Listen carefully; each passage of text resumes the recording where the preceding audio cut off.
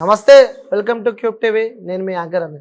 So present మనతో మాట్లాడడానికి TPCC official spokesperson Kalva Sujatha garu మన దగ్గర వాళ్ళు మాట్లాడి మరిన్ని విషయాలు తెలుసుకుందాం. మేడం నమస్తే. మేడం నమస్తే మా. మేడం చాలా సంతోషంగా ఉన్నట్టున్నారు.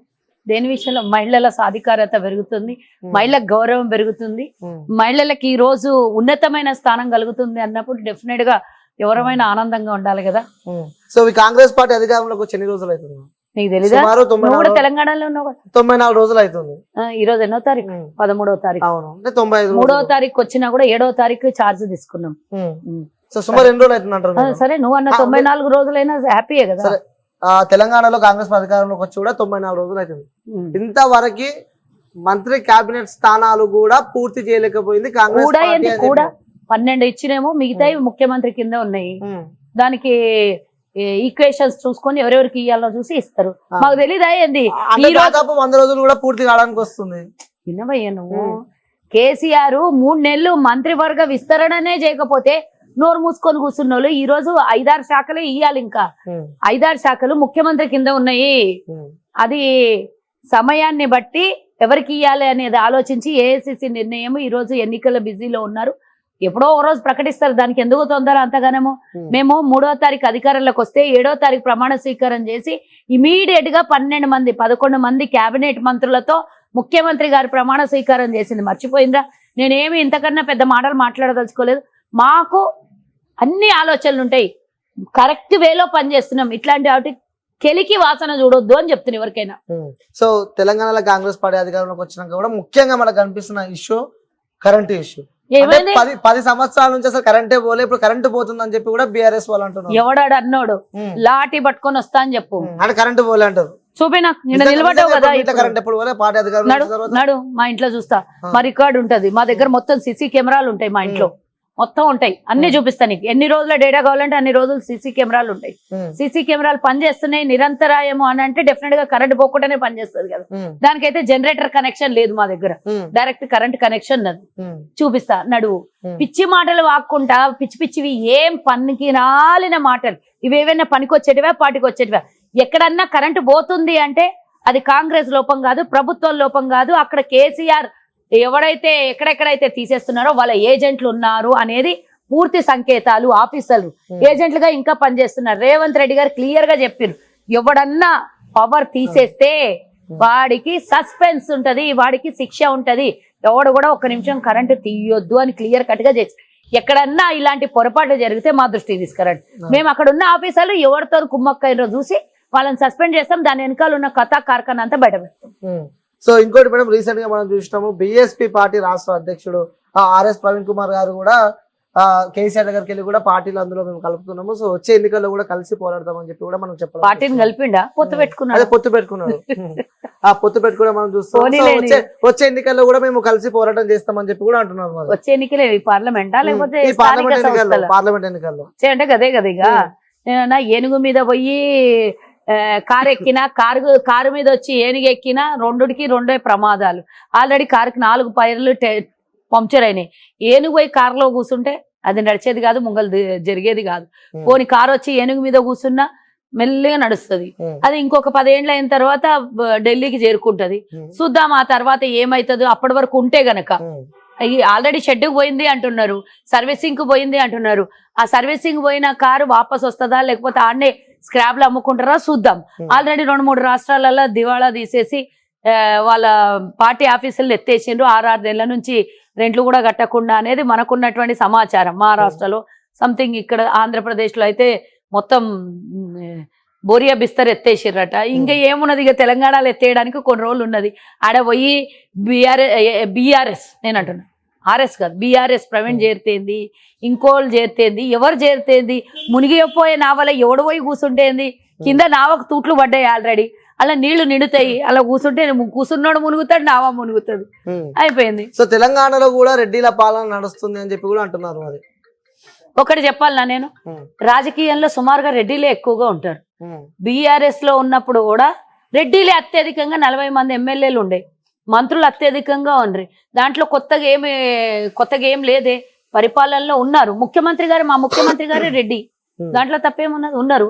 దాన్ని ఎవరన్నా దాచుకుంటే కాదు అంటే పారిపోతుందా దాన్ని దాచుకుంటే దాస్తుందా ఉన్నారు బరాబర్ ఉన్నారు దాంట్లో ఏమన్నారు దళితులకు కూడా అవమానం జరుగుతుంది ఎందుకంటే ఇక్కడ నిన్న రీసెంట్ గా మనం చూస్తాం యాదాద్రి దాన్ని రీసెంట్ అన్నారు నిన్ననే. ఆలయంలో కూడా ఏం చేసిండు అక్కడ ఏం సో చేసి మీ దళిత ముఖ్యమంత్రి కూడా కింద కింద కూర్చోబెట్టిన పీటలో కూర్చున్నాడు ఏ పూజా కార్యక్రమంకైనా కుర్చీల కన్నా ముఖ్యం ప్రాధాన్యత దేవాలయంలో పీటలేసే కూర్చోబెడతారు పూజలు చేసే వాళ్ళకి వ్రతాలు చేసే వాళ్ళకి దేవుడి దర్శనం చేసుకునే వాళ్ళకి దేవుడి ముంగల ఏదైనా స్తోత్రాలు చదివినా ఆశీర్వచనాలు తీసుకున్నా పీటల మీద కూర్చోబెడతారు ఇంకా ఏమంటారు కింద మ్యాటో కార్పెటో వేసి కూర్చోబెడతారు దాంట్లో నిన్న ఆయన కింద కూర్చోలేదు మా ముఖ్యమంత్రి ఉప ముఖ్యమంత్రి గారు కింద కూర్చోలేదు దీన్ని ఇంత పొడవుగా చేసి చూపించే ప్రయత్నం అసలు ఏమో అంటారు చూడండి మా ఇంట్లో మాకు ఎవరికి తగాదాలు లేవు బయటోడు వచ్చి ఏందో పెడతాడేంది అసలు మా వాళ్ళకి ఎవరికి కూడా ఇట్లాంటివి ఏం భేదాలు లేవు అసలు నిన్న కొండా సురేఖ గారు వచ్చి చెప్పిండ్రు వాళ్ళు నలుగురు ఆశీర్వచనం తీసుకునే సమయంలో మేము గుళ్ళో కొంచెం దేవుడి దర్శనం చేసుకొని రావడానికి అంటే దేవుడి పూజలలో ఆలస్యమైంది వచ్చి మేమే అక్కడ స్థలం లేకుండా పీటలు ఉన్నాయి మేము కూర్చుంటామని చెప్పినాము మేమే మా అంతటా మేమే కూర్చున్నాము అది ఎవరో అక్కడ స్థలం ఇవ్వకపోతే అక్కడ కూర్చున్నది కాదు అని చెప్పారు అయినా పనికి మాలిన సోది తీసుకొని వచ్చి అస్సల్ది డైవర్షన్ చేసి కొసరిది తీసుకొని వచ్చి ముంగలికి పెడుతున్నారు ఏమన్నా మా బట్టి గారు వచ్చి బయటకు వచ్చి నాకు అవమానం జరిగిందని చెప్పిరా కొండా సురేఖ గారు చెప్పినరా ముఖ్యంగా ఇంకొక మాట కూడా నేను చెప్పదలుచుకున్నా మా ఆనవాయితీ ఆనాటి నుంచి ఈనాటి వరకు కాంగ్రెస్ ఆనవాయితీ ఏ జిల్లాలోకి వెళ్తారో ఆ జిల్లా నాయకులు కానీ మంత్రులు ఉంటే ఎడమ పక్కన ఎమ్మెల్యేలు ఉంటే కుడి పక్కన ఆ నియోజకవర్గాలు ఆ పార్లమెంట్ స్థాయిలో కానీ జిల్లా స్థాయిలో కానీ రైట్ లెఫ్ట్ కూర్చోబెట్టుకునే ఆనవాయితీ ఉంటది రాజశేఖర్ రెడ్డి గారు కూడా అలాగే చేసేవారు గతంలో ఇప్పుడు కూడా వాళ్ళు అక్కడ ఉన్నటువంటి ఆ జిల్లాలకు ప్రాతినిధ్యం వహిస్తున్న కోమటిరెడ్డి వెంకటరెడ్డి గారు ఉత్తమ్ కుమార్ రెడ్డి గారు ఆశీర్వచన కార్యక్రమంలో పక్కన కూర్చున్నారు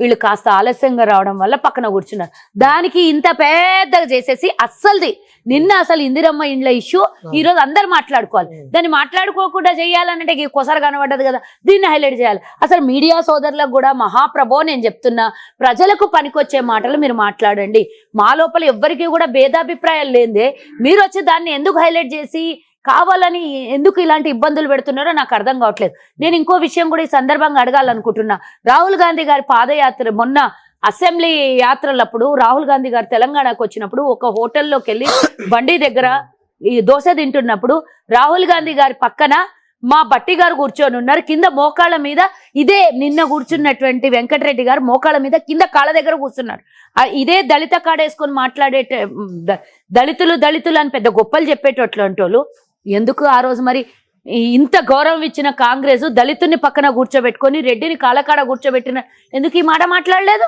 ఈ రోజు ఎందుకు సడన్ గా ఈ మాటలు మాట్లాడుతుండ్రు ఆ ఫోటో చూసి ఈ ఫోటో చూడండి ఈ కార్యక్రమం అయిపోయిన తర్వాత రేవంత్ రెడ్డి గారు మళ్ళీ మంత్రివర్గం అంతా భద్రాద్రి దేవాలయంకి పోయినరు అక్కడ ఎక్కడైనా లోపాలు కనబడినా ఇది సడన్ గా ఫ్లోలో జరిగినటువంటి ఇన్సిడెంట్ పట్టుకొని అగౌరవపరిచిండ్రు అవమానించిండ్రు దళితునికి అవమానం జరిగింది దేవాలయంలో దళితునికి అవమానం జరిగింది అని కొత్త కాడేసి మమ్మల్ని మీరు హెచ్చరించడమో లేకపోతే మాకేదో వేలెత్తి చూపడమో మాకు చేయకండి మేము ఏలెత్తి చూపించే మేము ఒకళ్ళకి ఏలెత్తి చూపించే స్థాయిలో ఉన్నాం ఇప్పుడు మీరు మా మీద ఏళ్ళు పెట్టి చూపించడానికి కూడా కనీసం ఆ ఏళ్ళు కోసే స్థితిలో మీరున్నారు నేను అడుగుతున్నా వీళ్ళందరూ మాట్లాడేటోళ్ళకి మీరు బీఆర్ఎస్ వాళ్ళు మాట్లాడిన మాటలేనే అనుకుంటా మీరు మమ్మల్ని అడుగుతున్నారు ఆర్ఎస్ ప్రవీణ్ ఇప్పుడు ఆ సంకల చేరింది కదా నువ్వు దళితులకు అండగా నిలబడతా అన్న దళిత నేతగా చెప్పుకున్నటువంటి ఆర్ఎస్ ప్రవీణ్ నేను అడుగుతున్నా గతంలో తొలి తెలంగాణ ముఖ్యమంత్రిని దళితుణ్ణి చేస్తా అన్నాడు దళితుణ్ణి అవమానపరిచి తను ముఖ్యమంత్రి అయిండు దళితుని పేరు పెట్టి ఓట్లు దన్నుకొని ఆయన ముఖ్యమంత్రి అయిండు మరి ఆనాడు చేసినటువంటి ఆ దరిద్రం తప్పు పనికి ఈ రోజు పోయి ఆయన సంకల చేరి నువ్వు మా కాంగ్రెస్ పార్టీని నిందించేటంత స్థాయికి వచ్చినవా ఆర్ఎస్ ప్రవీణ్ అని అడుగుతున్నా రెండో విషయానికి వస్తే వాళ్ళు క్యాబినెట్ మీటింగ్ పెట్టినప్పుడు ఈయన పేరేంది కొప్పుల ఈశ్వర ఎవరు ఆయన కూడా దళితుడే కదా మరి ఆయన వచ్చి పక్కలో కూర్చుంటే చల్ పక్కకు నడు అని పంపించిన కేసీఆర్ కి నువ్వు సమాధానం చెప్పవా ఎందుకు అడగవు నువ్వు ఎట్లా పోయి ఆ పంచెల చేరి మాకు క్వశ్చన్ వేస్తావు నువ్వు అంటే సావాసం చేస్తే వారు వీరైతారు అన్నట్టు సావాస దోషం పట్టిందా నీకు ఇంకో మాట అడగాలనుకుంటున్నా నువ్వు ఇప్పుడు దళిత ముఖ్యమంత్రి అయిపోయింది అన్ని అయిపోయినాయి ఈ కొప్పుల ఈశ్వర్ అయిపోయింది ఇంత మాట్లాడుతున్న ప్రవీణ్కి ఒక దళితునికి ఇదే గణాపూర్ స్టేషన్ గణాపూర్ ఎమ్మెల్యే అయినటువంటి రాజయ్యని ఉప ముఖ్యమంత్రి చేసిండు. తొలి క్యాబినెట్లోనే అకారణంగా ఆయన తొలగించుడు. ఆయన దళితుల్ని పక్కన కూర్చోబెట్టడం కూడా ఇష్టం లేనటువంటి గత ముఖ్యమంత్రి పక్కన పోయి నువ్వు సంకల చేరి ఆయనకి ఏదో కాకాబట్టి నీకేదో ఆర్థిక లాభాలు లేకపోతే బీజేపీతోని వాళ్ళకు ఉన్నటువంటి ఒప్పందంతో మాయావతి వాళ్ళతో కలిసిపోయినా నువ్వు పోయి కూడా అందులోనే అదే పంచన చేరినవు అని అంటే నువ్వు అసలు మాటలు మాట్లాడితే ఈరోజు తెలంగాణ ప్రజలు సిగ్గుతో తల వంచుకుంటారు. ప్రవీణ్ అసలు ఇట్లాంటోడా, మాకు దళిత కార్డేసుకొని దళితులకు అన్యాయం జరుగుతుంది, గత ప్రభుత్వంలో కేసీఆర్ ఇబ్బందులు పెట్టిండు, దళితులు నేరెళ్ల ఘటనలో తీసుకొని పోయి బేడీలేసి రైతులకి ఇబ్బంది పెట్టిండ్రు, అసలు మర్మాంగాల మీద కొట్టిండ్రు, సంసారానికి పనికి రాకుండా చేసిండ్రు, ఎన్కౌంటర్ చేసిండ్రు, రకరకాలుగా వేధించినటువంటి కేసీఆర్ మహిళల్ని గౌరవించాడు, దళితుల్ని గౌరవించాడు, దళితులకు ఇబ్బంది పెట్టిండు, ప్రతి ఒక్కరికి చేసినటువంటి ఇన్ని మాటలు చెప్పిన నువ్వు పోయి ఆయన పంచన చేరి నువ్వు మాకు ఈతబోధ చేస్తా అంటే ఇడు ఎవ్వడు చేతికి గాజులు వేసుకొని చూసుకుంటూ కూర్చున్నట్టు వాళ్ళు ఎవరు లేరయ్యా. గాజులు వేసుకున్న మేమే గట్టిగా మాట్లాడుతున్నాం, ఇక వేరే వాళ్ళ సంగతి పక్కకు పడేద్దాం. నువ్వు మాకు చెప్పేటంత పెద్ద మనిషివి కావు, మేము వినేటంత చిన్నోళ్ళం కూడా కాదు. ప్రవీణ్ నువ్వు ఆడేమన్నా కావాలంటే కేసీఆర్ కాకా పట్టుకో, నీకేమన్నా గతంలో కేసీఆర్ సంపాదించిన దాంట్లో నీకేమన్నా బినామీగా వాటా ఇస్తా అంటే అక్కడ షేర్ చేసుకో. అంతేగాని మా ప్రభుత్వం మీద నువ్వు ఏదన్నా చిన్న మరకేయాలంటే ఆకాశం మీద ఉమ్మితే, ప్రవీణ్కి చెప్తున్నా, ఆకాశం మీద నువ్వు ఉమ్మాలనుకుంటే అది నీ మొహం మీద వచ్చి పడుతుంది అని నేను ప్రవీణ్ హెచ్చరిస్తున్నా. ఖబర్దార్ చెప్తున్నా, ఇంకోసారి మా లోపల మంచిగా ఉన్నారు, అందరు బాగున్నారు, కలిసిపోయి పనిచేస్తున్నారు. మంత్రులందరినీ గతంలో ఏనాడు కూడా కేసీఆర్ మంత్రులకి ఎలివేషన్ ఇవ్వకుండా తనొక్కడే అన్నీ అవుతుండే, ఇంజనీర్ అయినా అవుతుండే, ఇరిగేషన్ మంత్రి అయినా అవుతుండే, ఆర్థిక మంత్రి అయినా అవుతుండే, ఎవ్రీథింగ్ అయినా అవుతుండే, ఫామ్ హౌస్లో కూర్చుంటుండే, బయటికి రాకుండే. ఎవడు మంత్రో కూడా పేర్లు చక్కగా మనకు గుర్తు లేకుంటుండే. కానీ ఈనాటి మా ప్రభుత్వంలో రేవంత్ రెడ్డి గారు ప్రతి శాఖకు సంబంధించిన మంత్రిని పక్కన కూర్చోబెట్టుకొని ఆ శాఖకు సంబంధించిన కార్యక్రమాల్లో పూర్తిగా వాళ్ళకే ఎలివేషన్ ఇస్తూ తను కేవలం ముఖ్యమంత్రి హోదాలో ఈరోజు ప్రభుత్వాన్ని నడిపిస్తుంటే నువ్వు ఇట్లాంటివి అక్కస్సుతోని మా పార్టీ మీద కుట్ర నేర్పించినటువంటివి నువ్వు మా మీద మాట్లాడతావా ప్రవీణ్ అని నేను అడుగుతున్నా. అసలు నీ సంగతి ఏందో అందరికీ తెలుసు, నువ్వు కొత్తగా మాకు నేర్పించేది ఏం లేదు. నువ్వు ఎక్కడ బాగా దొరికితే అక్కడ పోయేటోనివి. ఇక ఈరోజు నువ్వు దళితుల కార్డు వేసుకొని మాట్లాడేటోనివి. ఈరోజు ఎంతమంది నీ పార్టీలో నుంచి విడిపోయి బయటకు వచ్చారు. మాకొద్దు, మేము ఎవరినైతే వ్యతిరేకిస్తామో వాళ్ళనే పోయి చేరిండు, ఆ కార్లనే పోయి కూర్చున్నాడు, మాకు వద్దంటే వద్దు అని బయటికి వస్తున్నారు. ఈరోజు కనీసం పెంచుకున్న ఓటు శాతం ఆ ఉన్న కాస్త ఒకటో అరనో అది కూడా కథం అయిపోయే కేసీఆర్తో పాటు. అందుకని అంటారు కదా, ఏదన్నా అంటువ్యాధి వచ్చిన పక్కన పోయి కూర్చుంటే ఆ అంటువ్యాధి మనకు సోకుతుంది అన్నట్లు కేసీఆర్కి ఆల్రెడీ అంటువ్యాధి సోకింది. ఈరోజు ఓడిపోయే అంటువ్యాధి, దరిద్రాలన్నీ, అష్టదరిద్రాలన్నీ కేసీఆర్ నెత్తి మీద తాండవం చేస్తున్నాయి. ఆయన పక్కన పోయి కూర్చుంటే సావాసం అయిపోతుంది, నీవు కూడా అదే దరిద్రం పట్టుకుంటుంది. కానీ ప్రజలంటే విలువలు ఉన్నోళ్ళు మాతో మాట్లాడండి, ప్రజలంటే గౌరవం ఉన్నోళ్ళు మాతో మాట్లాడండి. విలువ లేనోళ్ళు, గౌరవం లేనోళ్ళు, అసలు మీరు మాట్లాడితే విలువలు ఎక్కడివి అని అడుగుతున్నాను నేను. అసలు ఏం విలువ ఉంది ఈరోజు ఆర్ఎస్ ప్రవీణ్కి? మాట్లాడే నైతిక విలువ ఉందా? సో ఇది పక్కన పెడితే కూడా కల్వకుంట్ల కవిత కూడా మొన్న ఆ ధర్నా దిగడం మనం చూస్తాం. దీన్ని ఏ విధంగా చూసుకోవచ్చు? జీవోత్రినా ఏమంటదామే, ధర్నా కూడా నిరాహార దీక్ష కూర్చోడం కూడా మనం చూస్తున్నాము. ఎందుకు ప్రభుత్వం చేతుల్లో కూడా ఎందుకు? గతంలో వాళ్ళ నాయన ముఖ్యమంత్రి ఉన్నప్పుడు ఒక్కరోజు మహిళలు ఎదురాలేదు, ఒక్కరోజు మహిళా సంఘాలు గుర్తురాలేదు, ఒక్కరోజు మహిళలు ఏమవుతున్నారో తెలియదు. కనీసం తొలి క్యాబినెట్లో మహిళా మంత్రులు లేకపోతే వాళ్ళ అయ్యని అడగలేదు, మహిళా కమిషన్ లేకపోతే అడగలేదు. మహిళా పక్షపాతి అని చెప్పుకున్నటువంటి అబద్ధాల కేసీఆర్ బిడ్డ తప్ప ఎవడు కనబడకపోతే బిడ్డ నేనొక్కదాన్నే అనుకొని తైతక్కలాడిన కవితమ్మకి ఈరోజు లిక్కర్ కేసులో ఇరుక్కున్న దొరసానమ్మ అసలు మహిళల గురించి మాట్లాడే అర్హత నీకేముందమ్మా? నువ్వు జీవో3 తీసేయాలి, 33% రిజర్వేషన్ కల్పించాలి ఉద్యోగాలల్లా అంటున్నది కవితమ్మ. అసలు కనీసం మరి 10 ఏళ్ళు పరిపాలన చేసిండ్రు, అసలు మీకు ఏం జరుగుతున్నదో తెలుసుకొని ధర్నా కూసో. మా రేవంత్ రెడ్డి గారు పూర్తి వివరాలు కావాలంటే ఇస్తామని చెప్పిండ్రు. 43% మహిళలకి ఉద్యోగాలు కల్పించిండ్రు. మొన్న వేసినటువంటి ఉద్యోగాలలో 43% ఉద్యోగాల కల్పితం మహిళలకు చేసిండ్రు. నీకు ఏం తక్కువ పడదు, ఇంకా నువ్వు అన్నదానికన్నా 10% ఎక్కువనే ఇచ్చినావు, నీకు ఏం తక్కువ పడదని అడుగుతున్నావు. కేవలం నీ లిక్కర్ స్కామ్ లొల్లి డైవర్షన్ కావడానికి ఈరోజు ఏదైతే ఇందిరమ్మ ఇండ్లది టాపిక్ డైవర్షన్ బట్టి గారిని తీసుకొని వచ్చిండ్రో అట్లా నీ లిక్కర్ స్కామ్ దందా, ఆ కేసు దందా, ఆ లొల్లి అరెస్ట్ దందా ఇవన్నీ టాపిక్ డైవర్షన్ కావాలంటే నువ్వు ఆడ కూర్చొని నువ్వు మీ అయ్యే ఉన్నప్పుడే ఇందిరా పార్క్ దగ్గర ఇందిరమ్మ పేరు పెట్టుకునే చోట ప్రజాగళం ఇప్పడానికి, ప్రజల సమస్యలు చెప్పుకోవడానికి, ప్రజలు తమకున్నటువంటి హక్కును వినియోగించుకోవడానికి ధర్నా చౌకుండే గతలు. ఏ ప్రభుత్వం వచ్చినా అక్కడి నుంచి తొలగించలేదు. మీ అయ్య తెలంగాణ వచ్చినాక ఊరు బయట ఆడ పడేసి ఇటు నుంచి తీసేసింది.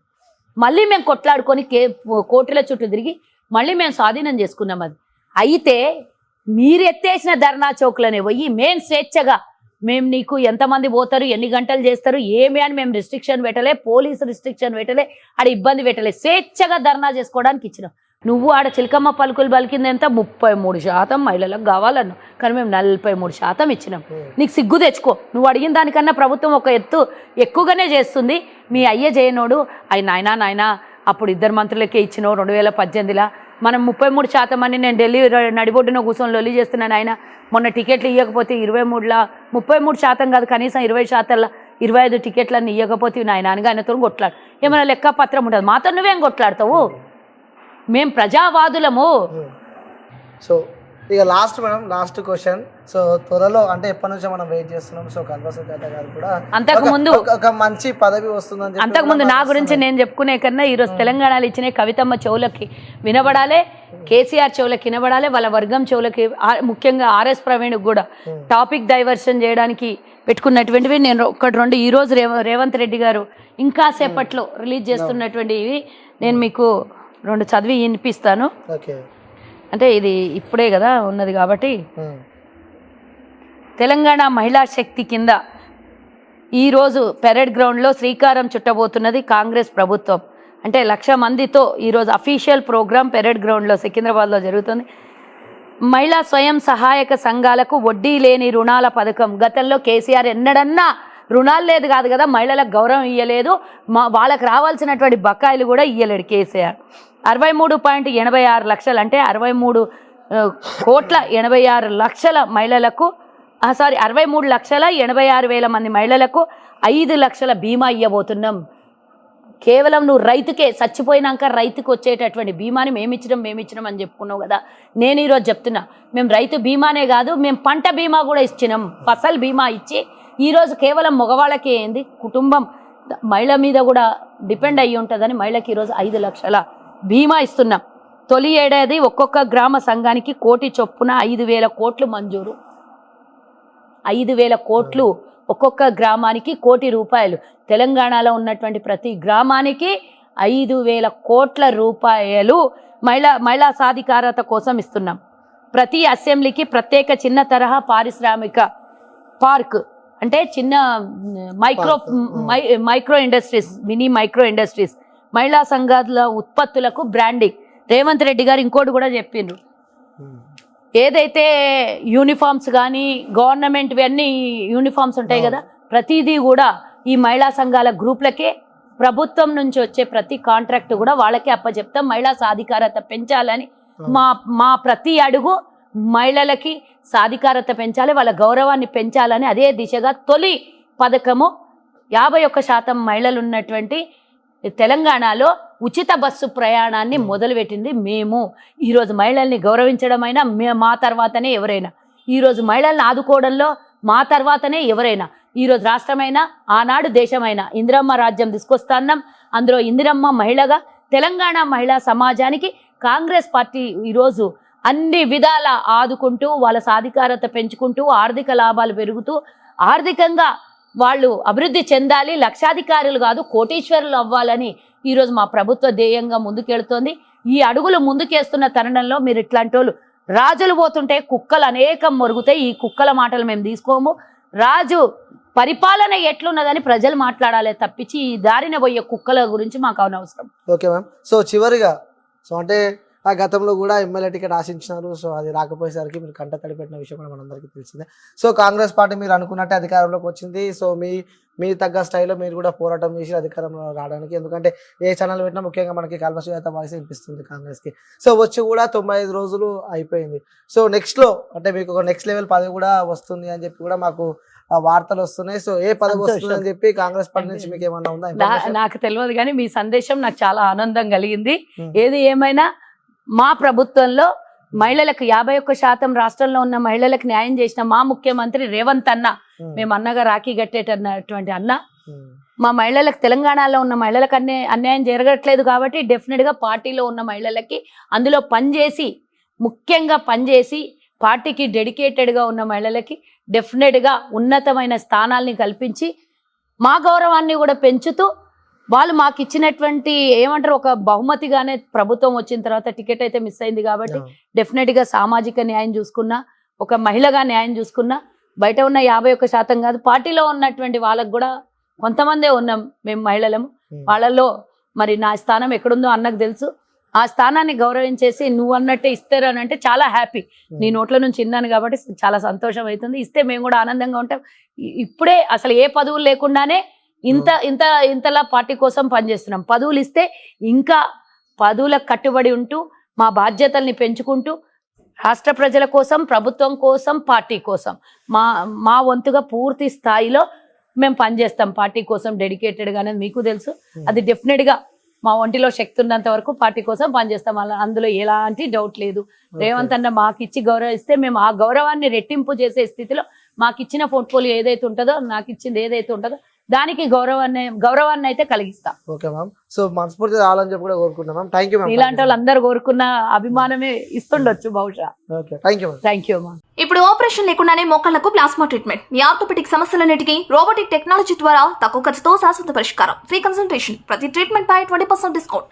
ఈ ఆఫర్ కొద్ది రోజులు మాత్రమే. త్వరపడండి. V9 hospitals 9281465842.